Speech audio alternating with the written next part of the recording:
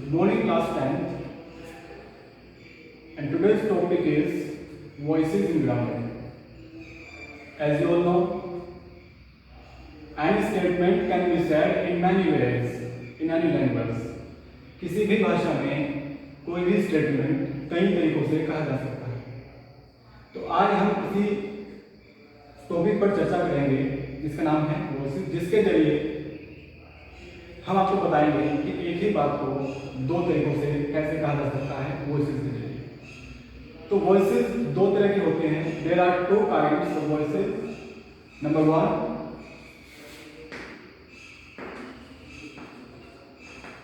Active voice,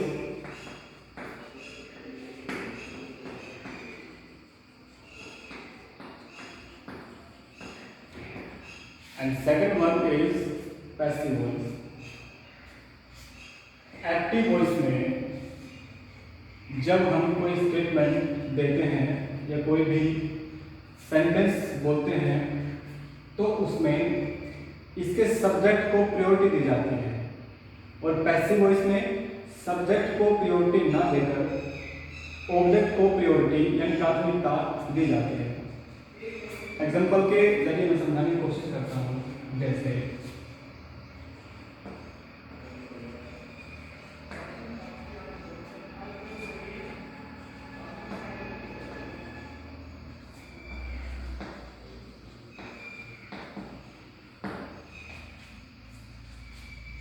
Anuj eats an apple। अनुज एक सेब खाता है। तो इसमें हमने अनुज को इंपॉर्टेंस दिया है। अनुज एक सेब खाता है, इस तरह से इसकी हिंदी है। और अगर हम इसको पैसिव में चेंज करेंगे तो एन एप्पल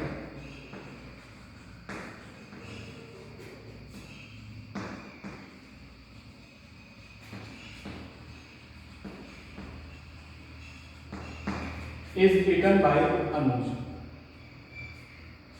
दूसरे की हिंदी है कि अनुज के द्वारा एक सेब खाया जाता है।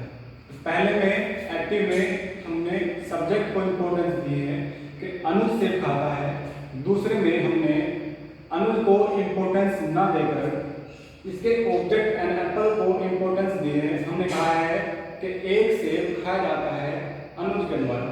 तो आप अच्छे से समझ गए होंगे कि एक्टिव में इंपॉर्टेंस सब्जेक्ट को देंगे और पैसिव में इंपॉर्टेंस देंगे, महत्व देंगे, प्राथमिकता देंगे ऑब्जेक्ट को, यानी ऑब्जेक्ट का सब्जेक्ट बना देंगे और सब्जेक्ट का ऑब्जेक्ट। सबसे पहले यह जान लेना जरूरी है कि एक्टिव से पैसिव वॉइस किन सेंटेंसेस की बनती है और किन की नहीं बनती। तो एक्टिव से पैसिव या पैसिव से एक्टिव सिर्फ 8 टेंसेस की ही बनाई जा सकते हैं। आपको मैं एक तालिका समझाता हूं। जैसे 3 तरह के टेंसेस होते हैं, आपको पता होगा। Present, past time,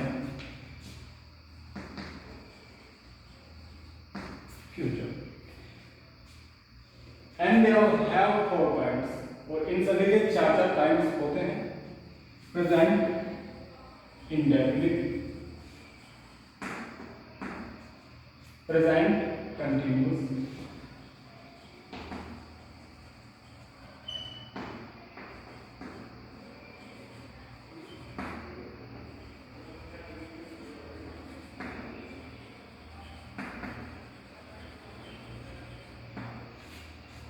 present indefinite, present continuous, present perfect, present perfect continuous।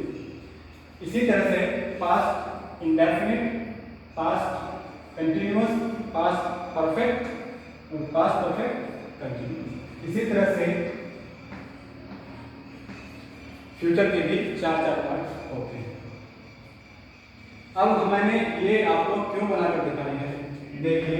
जो परफेक्ट कंटिन्यूअस है, जो परफेक्ट कंटिन्यूअस है, इसकी पैसिव वॉइस नहीं बनाई जा सकती। तो 3 तो यहां से कम हो गया, और एक फ्यूचर कंटिन्यूअस, 3 भी पैसिव वॉइस नहीं होती। तो पैसिव वॉइस सिर्फ 8 टेंसेस की ही बनाई जा सकती है। 4 टेंसेस कौन से हैं जिनकी नहीं बनती हैं? Perfect present continuous, present perfect continuous, past perfect continuous और future perfect continuous including future continuous. 4 sentence के नहीं बनते। अब देखते हैं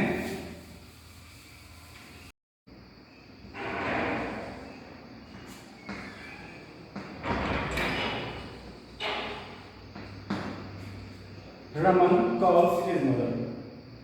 तो प्रेजेंट इंडेफिनिट की जो हमें आइडेंटिफिकेशन करना है वो वर्ड में एस या इज ऐड होता है सब्जेक्ट के साथ, सिंगुलर सब्जेक्ट के साथ। अगर सब्जेक्ट का जो नंबर है वो सिंगुलर है तो हमें वर्ब की फर्स्ट फॉर्म में एस या इज देना पड़ेगा। अगर यहाँ एक से ज़्यादा है तो एस एस नहीं होता है। Subject verb first plus object, that is the identification of present indefinite। तो अगर प्रेजेंट इंडेफिनिट के सेंटेंस है आपके एग्जाम में आते हैं चेंज करने के लिए पैसिव वॉइस में, तो आप कैसे करते हैं? सभी को चेंज करने के रूल्स तो बिल्कुल एक जैसे हैं, बस आपको थोड़ा सा पहचान करना है कि वाक्य किस टाइप का है। सब्जेक्ट का ऑब्जेक्ट बना देना है, ऑब्जेक्ट का सब्जेक्ट, वर्ब की थर्ड फॉर्म का यूज होता है। जैसे सब्जेक्ट वर्ब ऑब्जेक्ट, तो ऑब्जेक्ट इज मदर,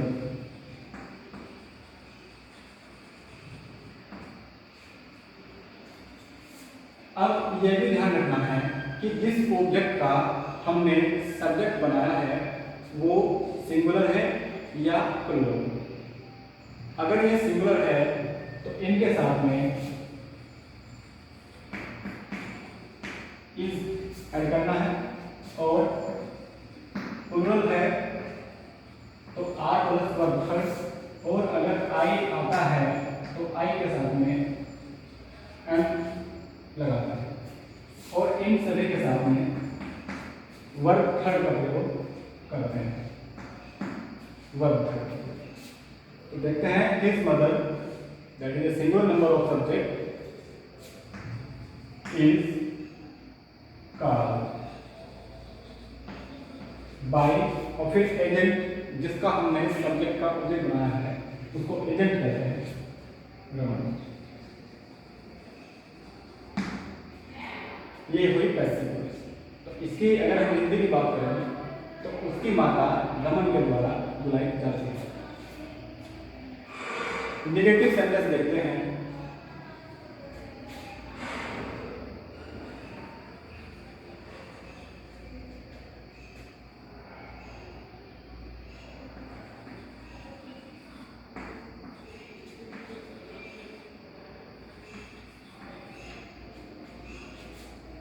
पहले एक सेंटेंस प्लूरल का समझ लेते हैं। जैसे सब्जेक्ट तो सिंगुलर है लेकिन ऑब्जेक्ट प्लूरल है, तो कैसे करते हैं? सॉन्ग प्लूरल के साथ में आर मैंने बताया,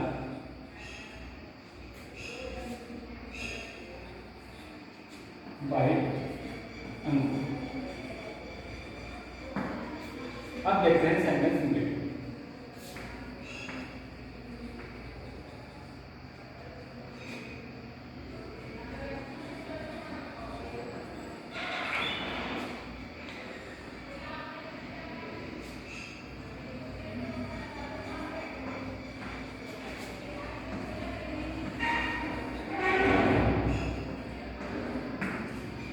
Shyam does not make a picture। Shyam एक पिक्चर नहीं बनाता। तो आपको क्या करना है? नेगेटिव सेंटेंस है लेकिन मैंने कहा कि सबके रूल्स तो एक जैसे ही हैं। Subject verb object. तो ए पिक्चर एक कैपिटल बनेगा क्योंकि अब इस सेंटेंस का फर्स्ट लेटर हो चुका है।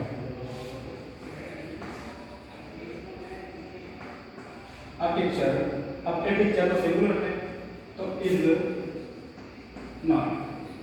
जैसे यहाँ डज नॉट हेल्पिंग वर्ब के बाद नॉट का प्रयोग है, उसी तरह से is not, are not, am not.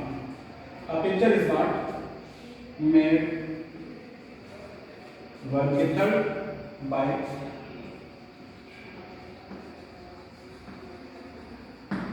Shyam. ये हुआ पॉजिटिव और नेगेटिव। अब देखते हैं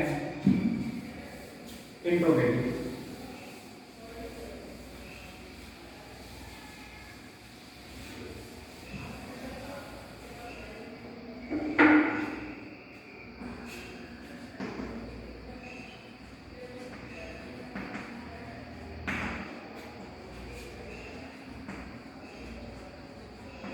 अब इंट्रोगेटिव सेंटेंसेस देखते हैं। इंट्रोगेटिव सेंटेंसेस दो तरह के होते हैं, फर्स्ट टाइप इंट्रोगेटिव और second type interrogative. First type interrogative helping verb या मोडल वर्ब से स्टार्ट होते हैं। हिंदी में ये क्या से शुरू होते हैं। और जो सेकंड टाइप होते हैं, सेकंड टाइप इंट्रोगेटिव जो क्वेश्चंस होते हैं, जो सेंटेंसेस होते हैं, वो इंग्लिश में WH टाइप क्वेश्चन वर्ड्स से स्टार्ट होते हैं, like why, who, what, when, which, who, etcetera.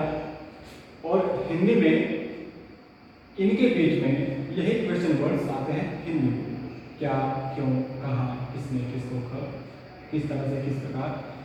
ये क्वेश्चन वर्ड्स हिंदी में के बीच में आते हैं। तो पहले हम फर्स्ट टाइप इंट्रोगेटिव की पैसिव बनाने सीखते हैं।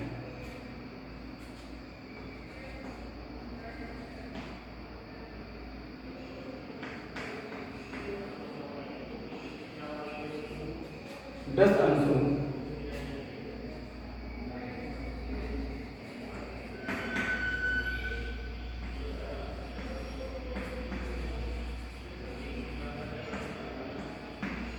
First type interrogative. मैंने कहा कि इसके स्टार्टिंग में हेल्पिंग वर्ब आती है या मोडल वर्ब आती है।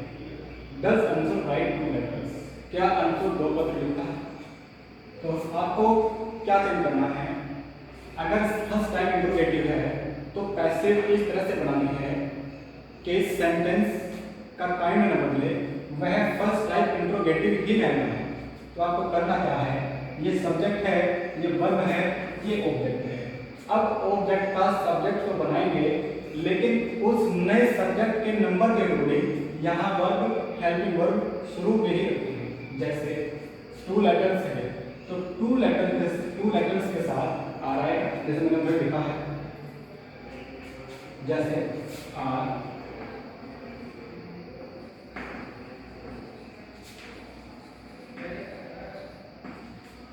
Are 2 letters, third form written by Ansu। Question mark is first। अगर आप क्वेश्चन मार्क नहीं लगाएंगे तो एग्जाम में आपको एग्जामिनर सर नंबर नहीं देंगे, क्योंकि आपका सेंटेंस इनकम्प्लीट माना जाएगा। Are 2 letters written by Anshu, इसका negative R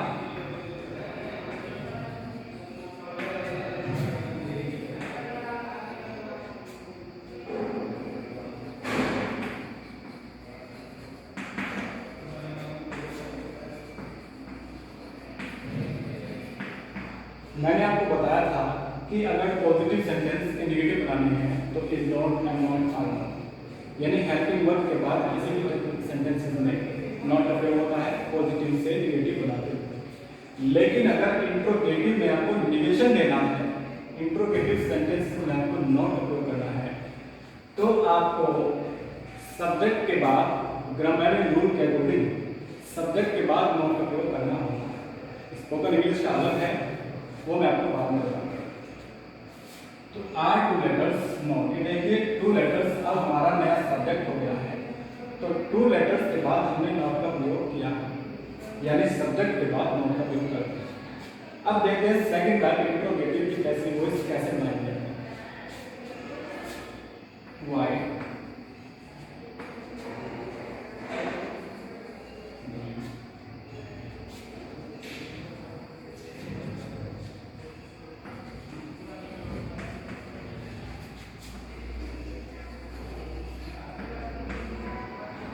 Y do you buy a new pen daily? आप रोज एक नया पेन क्यों खरीदते हो? तो इसकी पैसिव कैसे बनेगी? मैंने आपसे कहा था कि सेंटेंस का स्ट्रक्चर यानी इसका जो टाइप है वो नहीं बदलना चाहिए। सेकंड टाइप भी रहे, इंट्रोगेटिव ही रहे, निगेटिव भी रहे, सिर्फ बात को कहने का तरीका बदल जाए, अर्थ नहीं बदलना चाहिए। तो why do you buy a new pen daily, कि आप रोज एक नया पेन क्यों खरीदते हो? तो जो क्वेश्चन वर्ड से स्टार्ट हुआ है वाक्य, उसको सबसे पहले ही लिखना है, वाई। अब ये सब्जेक्ट है, ये ऑब्जेक्ट है, तो ऑब्जेक्ट का सब्जेक्ट बनाएंगे तो उसी के अकॉर्डिंग वर्ब देनी होगी, हेल्पिंग वर्ब। तो अ न्यू पेन यानी सिंगुलर सब्जेक्ट है, वाई, तो उसके अकॉर्डिंग इज लगेगा, वाई इज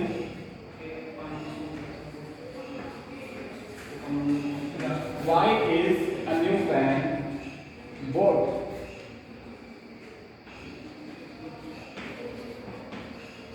By you. अब ये जो टाइम डिस्क्राइबिंग वर्ड्स होते हैं, जो टाइम डिस्क्राइबिंग वर्ड्स होते हैं, समय सूचक शब्द होते हैं, उनको पैसिव वॉइस में सबसे लास्ट में ही देना है। जैसे यहाँ टुडे, यस्टरडे, टुमारो, डेली, जो भी समय सूचक शब्द हैं उन्हें कहाँ लेना है? सबसे लास्ट। तो why is a new pen bought by you daily?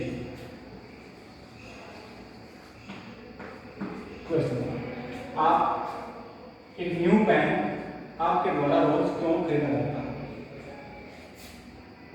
अगर इसका निगेटिव आप बनाएंगे तो भाई मैंने कहा था कि निगेटिव तो सेम है, बस इंट्रोगेटिव का निगेटिव बनाते हुए सब्जेक्ट के बाद नॉट का प्रयोग होता है।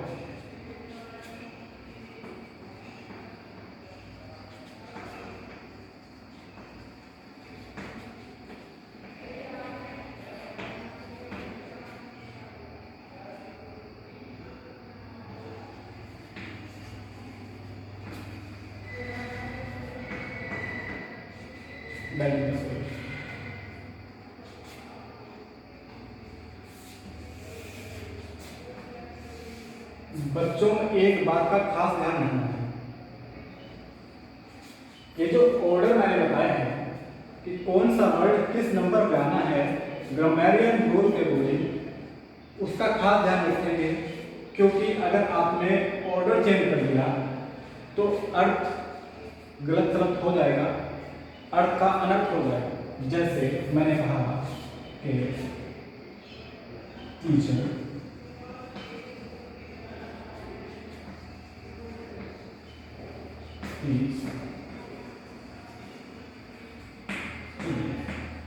टीचर टीच स्टूडेंट्स, अध्यापक बच्चों को पढ़ाते हैं।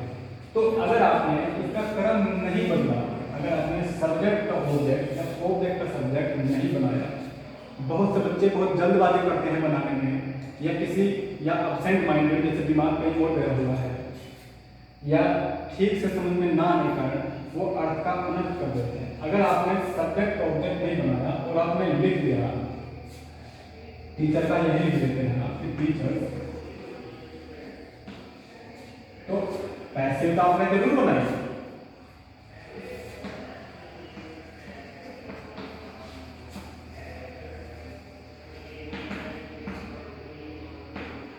हालांकि पैसिव तो आपने बनाए हैं, लेकिन आपने अर्थ का अनर्थ कर दिया है कि teachers are taught by students, के बच्चों के द्वारा अध्यापक पढ़ाए जाते हैं। तो मैंने क्या कहा है कि एक बात जो ऑर्डर है, ऑर्डर ऑफ द वर्ड बहुत इंपॉर्टेंट है, मस्ट है, तो आपको ऑर्डर का जरूर ध्यान रखना है। तो राइट सेंटेंसेस ऑब्जेक्ट का सब्जेक्ट बनाएंगे students are taught by teachers. This is the correct sentence.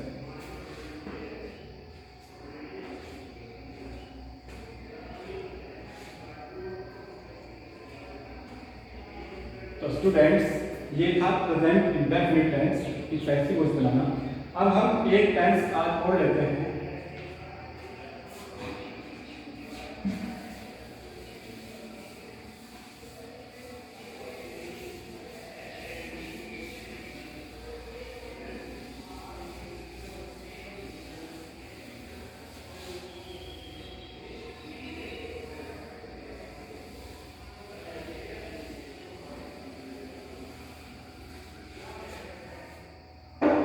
अभी तक तो ये गलती से यहाँ लिखा गया है, तो अभी तो प्रेजेंट इंडेफिनिट हमने देखा है। अब कंटिन्यूस देखते हैं। अब देखते हैं कंटिन्यूस, वो गलती से पहले यहाँ कंटिन्यूस के लिखा गया है। तो कंटिन्यूस के थोड़े से रूल्स अलग होते हैं, लेकिन सभी में कुछ रूल्स कॉमन होते हैं, जैसे सब्जेक्ट का ऑब्जेक्ट बनाना और ऑब्जेक्ट का सब्जेक्ट बनाना, और वर्ब के थर्ड फॉर्म का ही प्रयोग किया जाता है। जैसे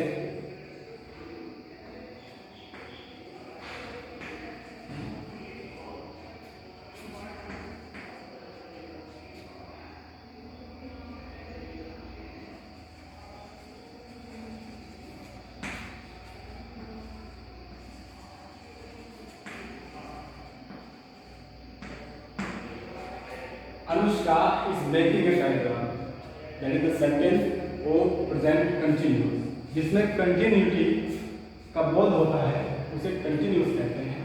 अगर इसे मार आता है तो वह प्रेजेंट कंटिन्यूस है, वर्ब मार आता है तो वह पास्ट कंटिन्यूस है। तो कंटिन्यूटी इसमें दिखाई जाती है आईएनजी को ऐड करके, जिनके बाद में आईएनजी ऐड है जिन वर्ब्स के बाद में, तो वे सेंटेंस जिसमें है प्रेजेंट कंटिन्यूस है। रूल्स बिल्कुल सेम है, सिर्फ थोड़ा सा इस आईएनजी की वजह से चेंजिंग कर दिया गया है। अब आप वीडियो को यही पॉज करके इसे खुद से बनाने की कोशिश करेंगे। जैसे ए diagram,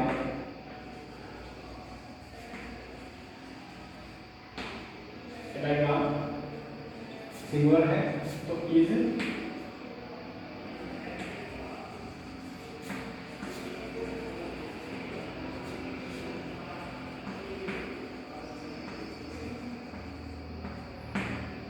diagram is being made by. तो इसमें चेंजेस क्या हुए हैं? Is being, roles helping verb का सेम है, सिंगुलर सब्जेक्ट के साथ में इज का प्रयोग, प्लूरल सब्जेक्ट के साथ में आर का, और आई के साथ में एन का ही प्रयोग करते हैं। लेकिन आईएनजी की वजह से, इसमें बीइंग इसकी वजह से हम पैसिव वॉइस में भी कंटिन्यूटी दिखा सकें। जैसे अनुष्का एक डायग्राम बना रही है, एक डायग्राम अनुष्का के द्वारा बनाया जा रहा है। तो कंटिन्यूटी दिखाने के लिए is being, are being, am being plus verb के थर्ड फॉर्म का प्रयोग ही कर सकते हैं। जैसे इसका नेगेटिव देखते हैं,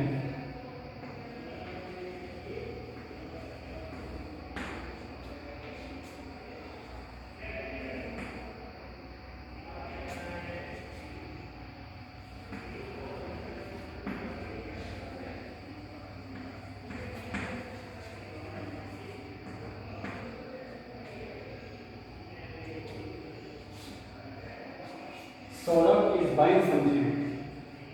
अगर इस सेंटेंस के बाद में मैंने कहा कि कुछ चीज और ऐड करते हैं, जैसे Saurabh is buying something from the shop या फ्रॉम द मार्केट,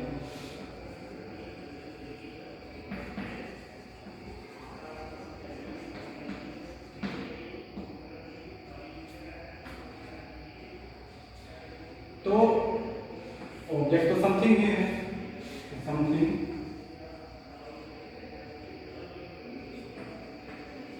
नेगेटिव देखते हैं।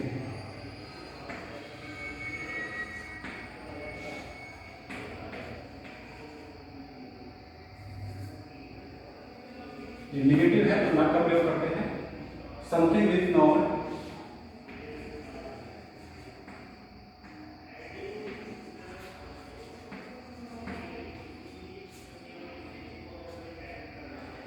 अब फ्रॉम द मार्केट पहले लिखकर बाई प्लस एजेंट सबसे लास्ट में लिखते हैं। तो something is not being bought from the market,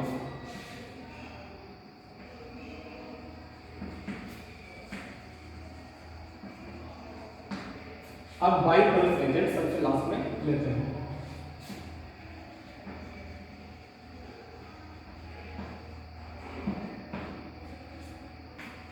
उसी तरह से इसके भी इंट्रोगेटिव है, दो तरह के ही हैं।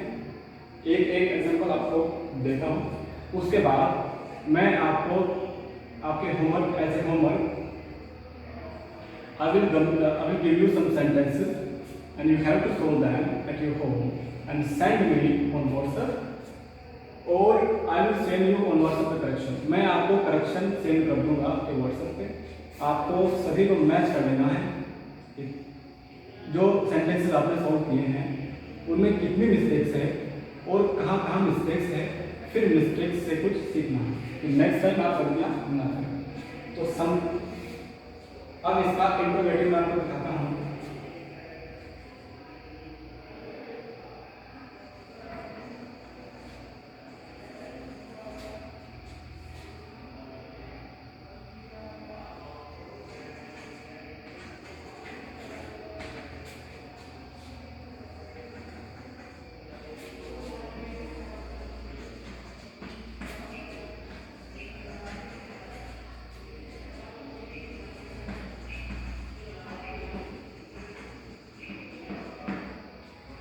Are you eating some tasty food at your home? ये वाक्य है फर्स्ट टाइप इंट्रोगेटिव का है, प्रेजेंट कंटिन्यूस। तो करते क्या है,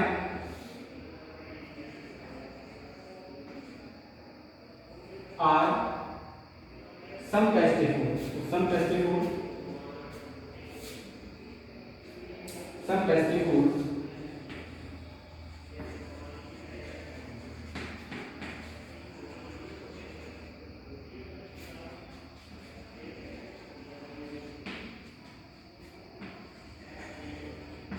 some tasty foods being eaten।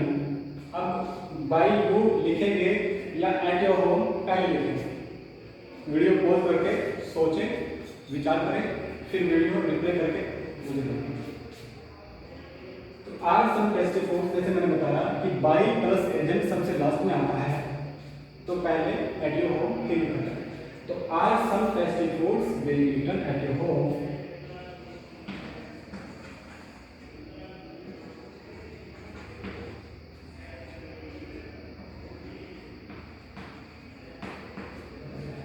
Are some tasty foods being eaten at your home by you? अगर सेकंड टाइप इंट्रोगेटिव देखें तो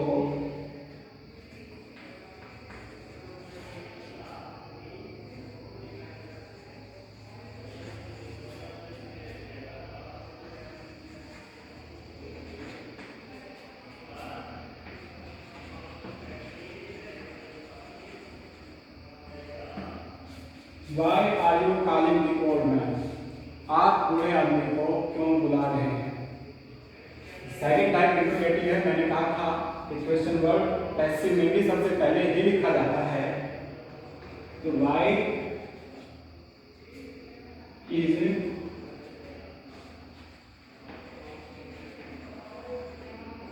the old man, subject verb object. तो द ओल्ड मैन सब्जेक्ट हो गया, तो why is the old man. The old man singular subject है, इसीलिए हमने इसका प्रयोग कर दिया।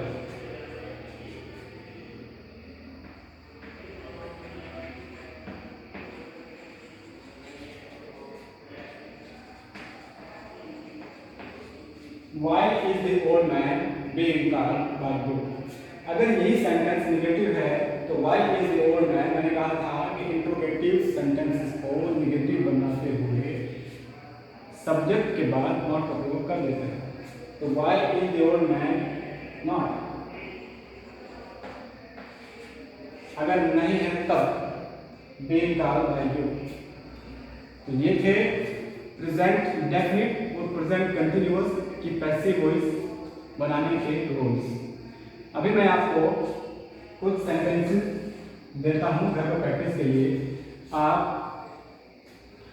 एक सेंटेंस के 6 सेंटेंस बनाएंगे, फिर उनकी पैसिव वॉइस बनाएंगे और मैं व्हाट्सएप पे उनके करेक्शन आपको सेंड करूंगा। आज आप मैच करेंगे।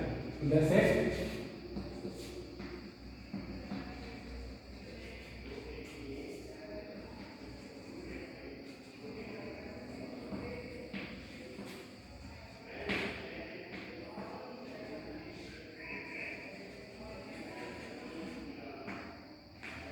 Reena calls her mother loudly, इसका नेगेटिव है Reena does not call her mother loudly.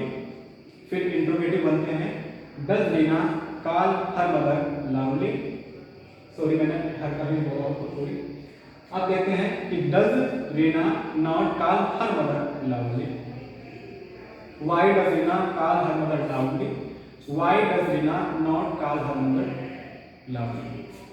6 sentences इसके बनेंगे। फिर उन 6 सेंटेंसेस के आपको पैसिव वॉइस बनाने हैं। एक दूसरा सेंटेंस कंटिन्यू कर देता हूं।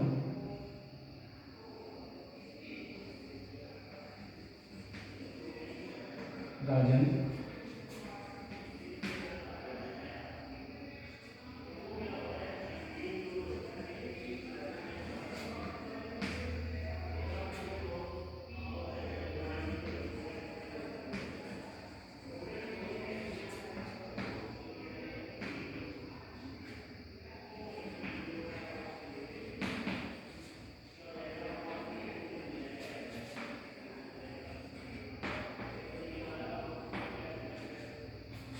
Rajan is taking something from the shopkeeper. Rajan is not taking something. Something का anything हम कर देते हैं नेगेटिव में, तो इसका नेगेटिव आपको ऐसा बनाना है कि Rajan is not taking anything from the shopkeeper. Is Rajan taking something from the shopkeeper? Is Rajan not taking anything from the shopkeeper?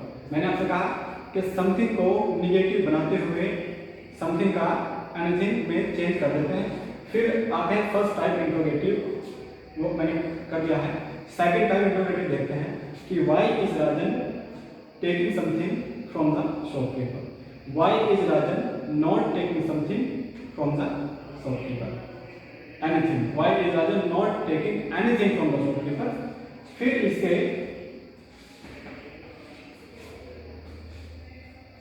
6 वाक्य इसके बनाकर आपको उनके पैसे बनाने हैं। तो मैं इनके करेक्शन सेंड कर दूंगा, सीखेंगे, ईमानदारी से करेंगे और फिर अपना करेक्शन चेक कर को सीखेंगे। जो इसके आगे का टॉपिक है वो कल फिर मैं पढ़ाता हूँ। Thank you.